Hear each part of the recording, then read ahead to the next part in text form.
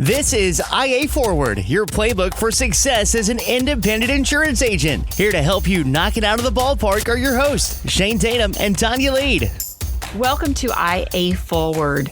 We talk about agent success a lot, but lessons are usually learned through the challenges and mistakes that we make. So let's talk about some of those today. I'm so excited about this topic. I want to talk about the mistakes that I've seen agents make, and I made way back around just not understanding agency build versus direct build policies and kind of the excess and surplus market versus the standard admitted market. And this is such an important topic because with this market that we have been in for the last 11,982 days, we're having to look at those E&S lines more and more. We've seen over the last 3 years, I think, just this perpetual growth in the excess and surplus marketplace. And so more agents are finding themselves there for the first time. And I know that's why this is a great topic, because they're writing a type of policy in a type of place, usually an MGA or surplus lines broker, that they've never done before. They deal with things that are foreign to them, especially if they came out of an exclusive personal lines world and now they find themselves as an independent agency and they're having to go to a broker to place a hard to place piece of property like a homeowner's in personal lines piece of property. We're not even talking about just commercial here. And there are things and elements around the billing side of this that surprise a lot of agents. And I am always surprised that they're surprised because it's something that I've been around for almost 30 years now. Really quick definition: in your mainline companies for auto, home,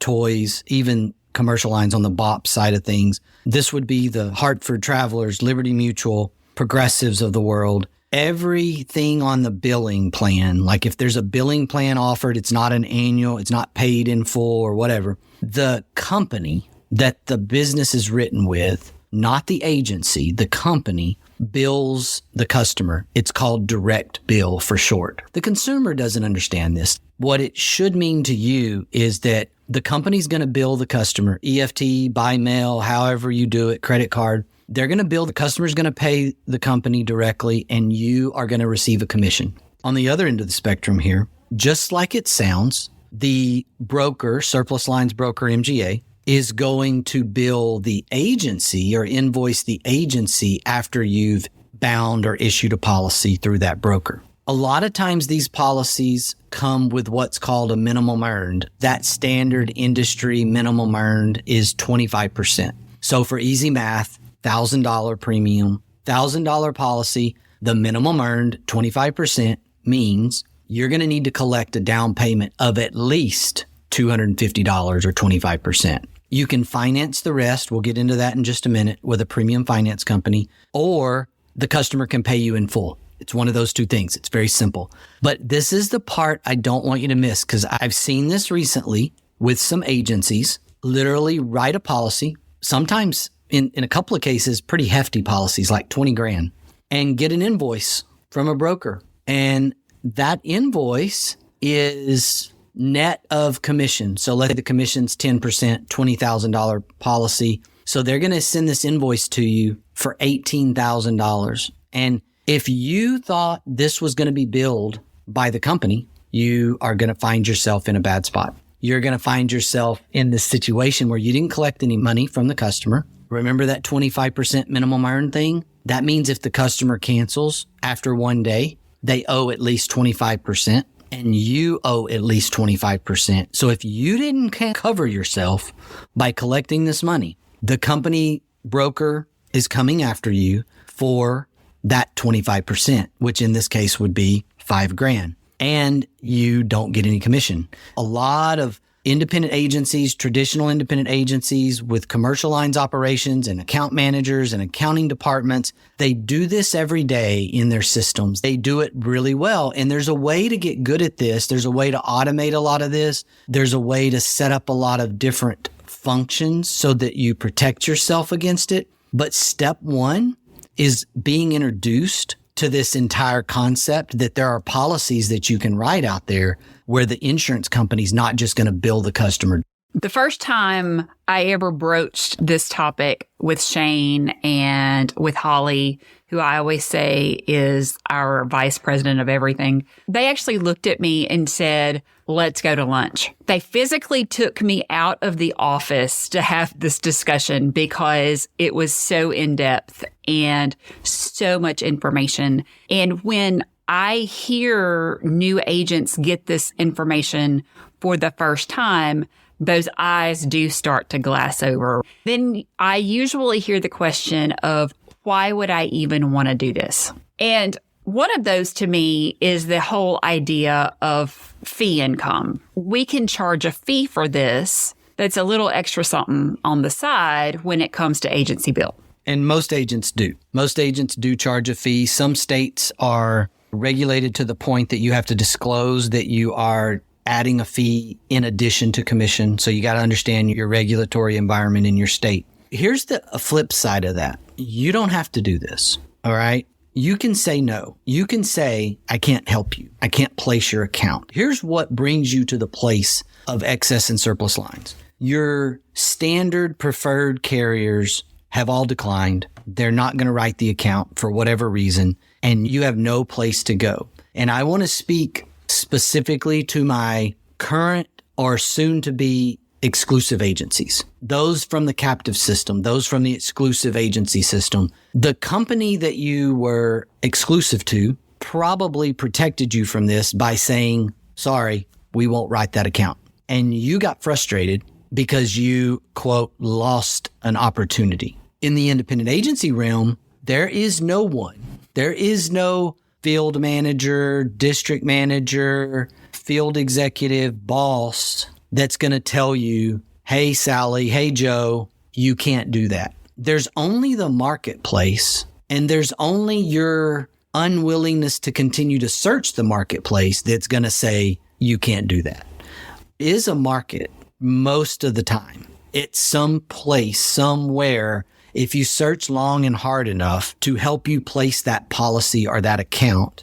But it's probably going to look like this from a billing standpoint. It's probably going to have this excess and surplus feel to it. It's going to have fees and taxes.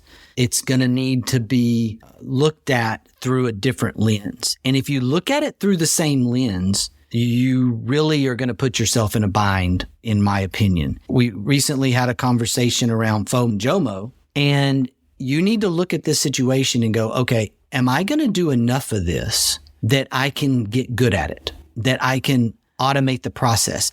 Do I need a payment vendor like an ePay policy, to name one? Am I going to need a payment vendor that I sign on with? Am I going to need a premium finance company? Am I going to need to do this? Is this something I'm going to do regularly that I need to set up processes for, etc.? If it's not something you're going to do regularly, you might need to say no. That may need to be the boss in your ear. Step out of your salesperson's skin for a second, step into your CEO mindset and look at it and go, okay, whoa, am I about to have these on my books?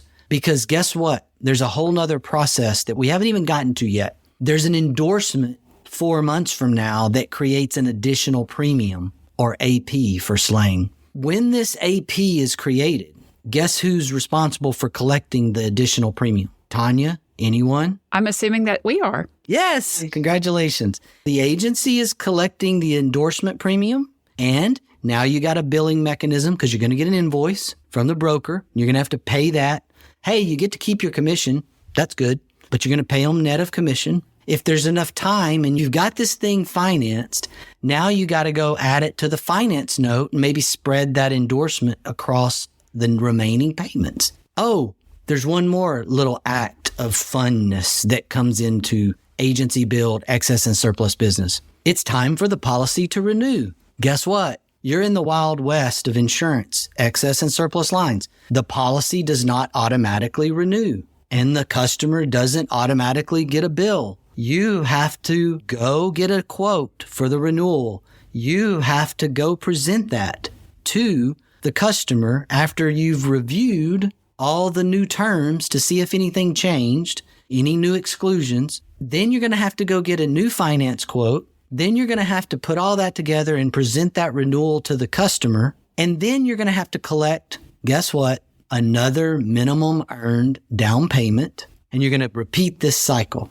And what I see, the mistake that agents make the most is they dabble off into this world, and then they are so frustrated because of the service load, which is back to square one, which was Tonya's point, why agents start talking about adding a fee in addition to commission on these policies. I bring up the fee because I see people promoting this all the time on social media. This is such a great way to make money for your agency. I get it. It's a new profit center. Yes. But you have to decide if it's worth the financial risk. You have to decide if you can handle the increased administrative work, because we are salespeople and we are not fantastic at all of the stuff that is invoicing and collections and accounting. And ultimately, this really can create some cash flow challenges. So why would we do this? We're salespeople, so we don't like saying no. Maybe we have an incredible client. Maybe it's a referral from an incredible client and we don't want to let that person down. There's a lot of emotional reasons why we do it. I'm not advocating that we don't do it. I am advocating, though, that we understand it, that we educate ourselves, and we become expert at it from a process standpoint, that we really dig in and create the right process. And then that will allow us to do it on a normal, regular basis. If you're not willing to do that and you're just going to fly by the seat of your pants, then consider trying to tell yourself no and saying no and don't do it. Keep yourself restricted. If you're just going to dabble in it, to Tonya's point, don't do it. Don't do it at all. If you're going to have 1, 2, or 3 agency bills, surplus lines policies hung out there, then don't go down that path. You're not going to lose all of your business because you told one client, I'm sorry, none of my carriers are willing to write your whatever it is that you've done. And I understand agents are smirking and rolling their eyes at me a little bit right now,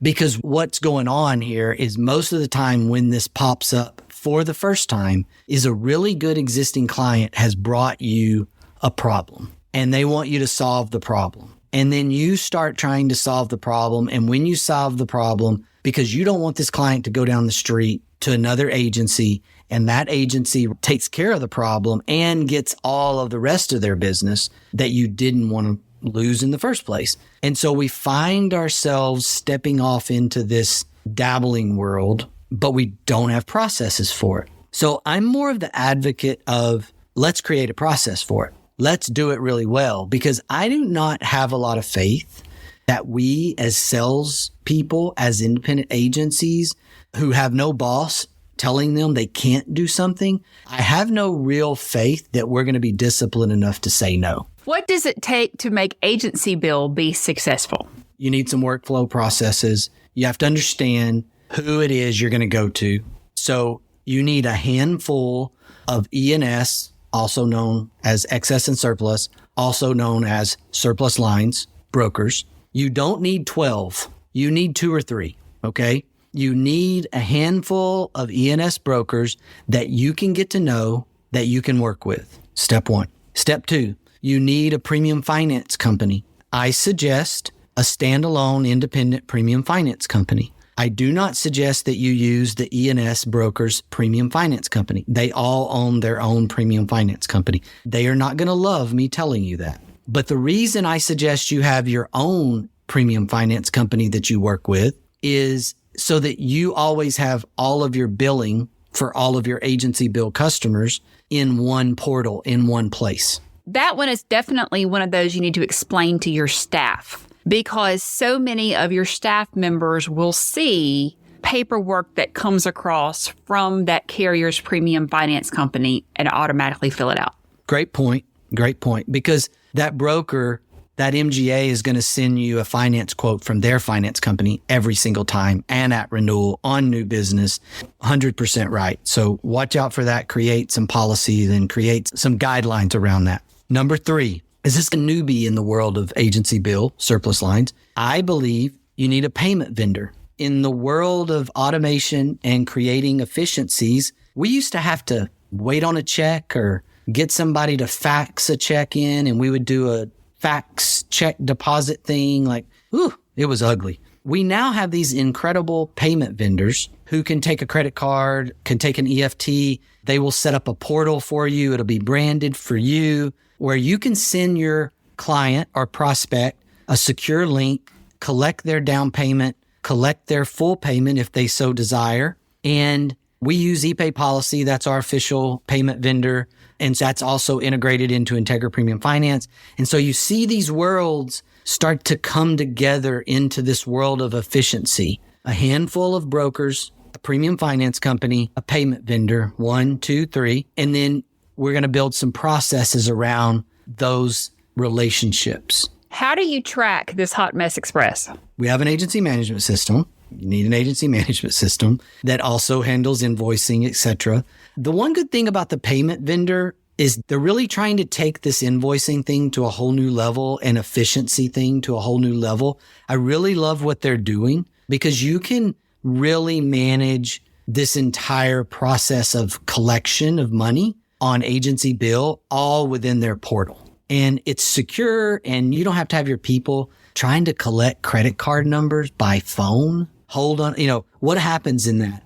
People scribble it on a sticky. Now you just have a cyber breach potential problem. You don't need that data. You don't want that data. Let the payment vendor collect it by having the customer or prospect enter that information into their secure side. You never see their credit card information. You never see their full bank account information at that point. These are things that have really progressed over the last few years and made this world much more efficient than it was 10 or 15 years ago. That's why I'm not afraid of it anymore for agencies. In our retail agencies, we've been doing it since day one. So we get it. We know how to do it. We have people. We have functions. I'm not scared of this as much as I was 5 to 8 years ago for single solopreneur agencies. So having a mom that's an attorney, for things like this, you have a client trust account when you're dealing with clients' money, and you don't mingle that in your regular law firm checking account. Keep in mind, if you do, this does not need to go through your regular agency checking account. You're going to need a client trust account, and now Shane's going to tell you what you actually need. So I'm not going to say trust account in every state because some states are trust states and some states are not. So I'm going to use a more generic figure, but number one, Tonya's 100% right. It does not need to be your operating account. If you want to let all your direct bill commissions come into your operating account and pay your expenses out of your operating account and those be one thing, fine. I got no problem with that. Collecting premiums on agency bill business and then paying that premium to a carrier, you are in effect holding that money as a fiduciary. With the exception of your commission dollars that you take out and move over to your operating account, I like to call them premium accounts. Not every state is a trust state. And you want to be careful if you're not a trust required state. You don't want to call it a trust account because that comes with a whole different level of stuff. You always have to be in trust and in balance. And so a premium account can be an account that you do, I hope you don't collect down payments or payments for direct bill policies. But if you do, sometimes you are set up on a sweep account with the carrier. This is also a premium account is how you can sweep that money through. But in an agency bill world, you definitely want to have a premium specific account. And you only want to put those premium dollars into it and then pay the premium dollars to the broker, the carrier, on these agency bill policies. That is a great catch by Tonya, that you do not want these funds mingled with your operating dollars. Now I'm really going to try to embrace slang and acronyms and all of the things. What does E&O look like for E&S? The majority of E&O claims are probably around E&S business. For those still learning at home, E&O, errors and omissions, E&S, excess and surplus. The reality of it is that surplus lines excess and surplus policies, those are synonymous, same terms, different terms, same meaning. Those policies are what I always refer to as the Wild West of insurance. There's no standardization to them. They can write in exclusions. They can do things. I once saw a policy for a oil field tubular pipe manufacturer that excluded oil field operations. Did somebody catch this? Oh, it got caught. It got caught when it went wrong. True story. Here is a pipe manufacturing company who manufactures pipe that goes directly into the oil field to drilling rigs and is used in drilling rigs all the time. And their policy had an oil field exclusion limitation. Surplus lines policies have these really fun terms. They call them endorsements. They are endorsements because they change the policy in the pure sense. But we always think about endorsements as adding coverage in the standard and preferred world. We're going to endorse this policy for more coverage. That's generally the way our brains work. Surplus lines policies, a lot of times when they do endorsements, standard limitation endorsements, they're actually reducing coverage and they're actually exclusions. And so this particular oil field pipe manufacturer had an exclusion on their policy for working in the oil field, which is where all of their pipe went. What happens, an E&S broker looks at the account and says, yeah, I'll write this for X number of dollars, but I'm going to throw on an oil field exclusion because I don't want to be in the oil field because my reinsurance company doesn't want to do oil field business, or my Lloyd's paper doesn't want me doing oil field business. And so they throw this on there, and unless the retail agent catches it, they have a piece of paper worth nothing for that particular client. And so E&O becomes very vivid. And that's why we need to review the policies that we're presenting to our customers in the E&S marketplace. Now, really cool thing out there, AI is helping us here. They're helping us with policy comparison tools. I really love where AI has the potential to take the E&S marketplace in terms of efficiency. We are not trying to discourage you from doing E&S business. We're not trying to discourage specialty lines business. In fact, at Integra, we have a specific program called Specialty Edge, where we're helping the agents in our group find the very best products for this. Absolutely. We are not anti-E&S. We do a lot of E&S business. We know that the marketplace is better because of the excess and surplus arena. It helps us find and answer problems for our customers that otherwise would prevent them from doing business, prevent them from having the correct insurance in place. It is a great tool for our industry. I just believe that you have to understand it. You need to understand what you're doing. You don't just need to think that it's the same as your standard preferred business that you've been writing with the standard carriers. You need to understand that it's a different marketplace, that it has different rules, or maybe in some cases, no rules. Building processes and understanding just some of these concepts like minimum earned, premium finance company, payment vendors, these are all great components. And again, yes, we're very excited about the recent launch at the Integra Partner Network of our Specialty Edge. We feel that this is going to be really good for our agents. I'm going to leave us today with this quote from Billie Jean King. Champions adjust. Attitude to choice. Make a great one. Bye, y'all. At the Integra Partner Network, we understand that carrier access is the key to your agency's success. That's why Integra offers direct access to top-rated personal and commercial carriers, ensuring your agency thrives in today's challenging market. And with our comprehensive resources, profit sharing and bonus opportunities, technology and peer support, all while you retain 100% of your book with no penalties to exit. Integra is ready to empower you and your agency to find sustained growth. Find your way to Integra. Visit IntegraPartnerNetwork.com today. That's IntegraPartnerNetwork.com.